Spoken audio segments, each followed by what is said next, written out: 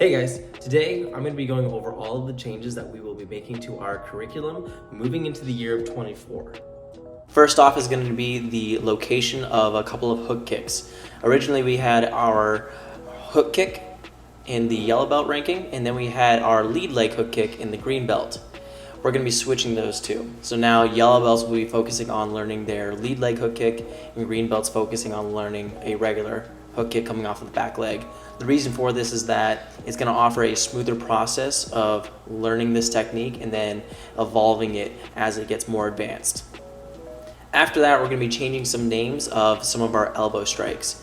So our side elbow is now going to be called a hook elbow. And the reason for this is that it follows much the same motion as a hook punch, and it will be similar to how an up elbow follows a lot of the same motion as an uppercut. So there's going to be some similarity between the two, making it a little bit easier to retain. Then our back down elbow is now going to be called a spiking elbow. And the reason for this is that it's a very common name to be used for this strike and should be easier for students to remember whenever they're asked to perform in an evaluation or a test. And then after that, our backside elbow is now just going to be called a back elbow, taking out the side, a little less words, kind of the same situation. We want to make it easier for students to remember, and it goes in line with our spinning backside elbow. That's just going to be called a spinning back elbow to be easier to remember. Next up, we have some changes that we're going to be making to the names of our clinch and our full clinch. Now, the clinch is where we have our one hand on the back of the head, other hand controlling an arm. That is going to be called a single collar necktie. And then the full clinch, where we put both hands on the back of the head and we hug it to the chest, that is going to be called a double collar necktie. The reason for this is that those two names are very, very common for that technique, and it's going to offer us the ability to expand into that curriculum of Muay Thai more simply as we add new things into our clinch work. Next up, we're having some additions into our grading system and how we will judge students on tests. Every technique that is demonstrated is going to be worth 1 point. And white belts have to go out of 23 techniques. Yellow belts moving on to green have an additional 17 techniques. Green belts moving to blue will have another 13 techniques added on. Blue belts moving to red will have another 12 techniques added on. And then red belts going for their black belt will have a final 7 techniques added on to their test. The fitness portion of the tests will offer students a chance to either earn or possibly lose points depending on how they perform. A white belt moving on to their yellow belt, whenever they get tested on their fitness, we want to see the max that they can do in regards to the push-ups, squat, plank, burpees, and just doing the absolute best that they can. We do have a line that if they meet that line, then they will earn an extra point on each exercise. So if we lose 5 points throughout the test, you can gain those 5 points back in your fitness. Yellow belt moving on to green, green on to blue, that's where things get a little bit more difficult. We would like to see a 50% improvement from previous tests. So if a white belt tests for their yellow belt and they got 10 push-ups in a minute, then whenever they test for their green belt, we'd like to see them get 15. If they hit 15 at least, then they will earn another point onto their test. If they can hit 15, that's where a point will be deducted. So they will lose a point there, and that will apply to each fitness portion of the test. As tests are being run, a full point can be deducted if a technique is demonstrated improperly or if a student cannot remember how to throw the said technique. A half point will be deducted if the technique is demonstrated but it's demonstrated poorly. So if a roundhouse kick is thrown and they're not turning their hips over enough and they kick up, or if a jab is being thrown and they tend to drop their fist before they bring it back to their face, we're going to deduct half a point because the technique isn't as sharp as we would like to see. There's also another chance to lose half of a point on a technique if a student is caught looking at a fellow testing student to see what the technique is and then demonstrating it on their own. So we want to see that students can remember it on their own, be confident with their techniques, and demonstrate it awesomely.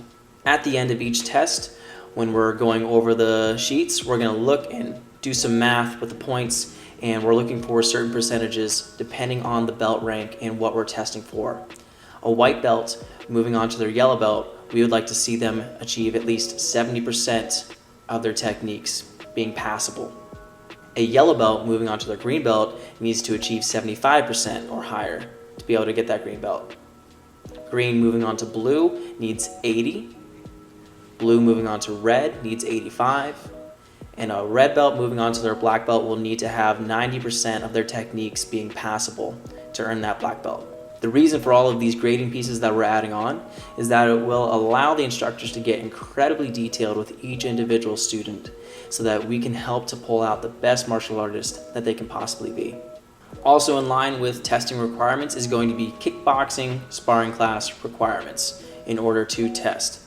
This only applies to students that are ages 12 and higher, and we want to see students come in for so many kickboxing classes before they get to their test so that they know how to use their techniques, and whenever they go out to spar during their test, they'll be comfortable in demonstrating what they know. A white belt looking to test for their yellow belt is going to be required to have 5 kickboxing classes under their belt. A yellow belt that would like to test for their green is going to need 10. A green belt testing for their blue will need 15. A blue belt testing for their red will need 20. And then a red belt testing for their black belt will need 25. And these don't stack either. So after a white belt tests for their yellow belt, then those 5 classes that they did are going to get reset back to 0. So as the yellow belt going to their green, they've got to get 10 more. They get the green belt, resets. Going to the blue, they got to get 15 more. And it keeps stacking on that way. This is going to help students gain a better understanding of their techniques and how to use them in a real life situation. And it's also going to help them prepare for their tests so that they can progress more smoothly. Kickboxing classes run every single Saturday, and they will run from the hour of 11 o'clock a.m. to 12 p.m. Originally, we had our open mat time from 11 to 12, and then kickboxing from 12 to 1. We are now changing that, and we're just flipping those two back. So now we have kickboxing from 11 to 12, and then open mat from 12 to 1 on Saturdays. And then finally, our last addition that we're putting into this year is going to be mock black belt tests.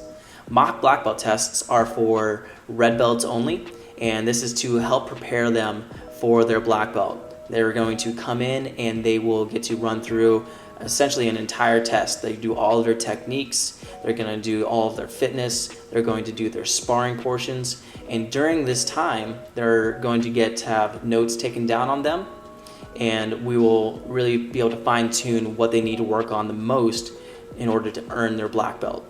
These mock tests are going to be run every 6 months, one of them being on the second Saturday of September and the other being on the second Saturday of March. During that time in between, red belts can take what they learned from their previous mock test and try to work on that and show improvement on their next mock test, and we will be able to see how much they have improved and if they are ready for their black belt test. This is going to give red belts a very clear expectation of what they need to do for their test and should help with the process of them earning that black belt come a lot smoother. So there you have it, guys. Those are all the changes that we're making. If you have any questions, please feel free to reach out, and I'll see you in class.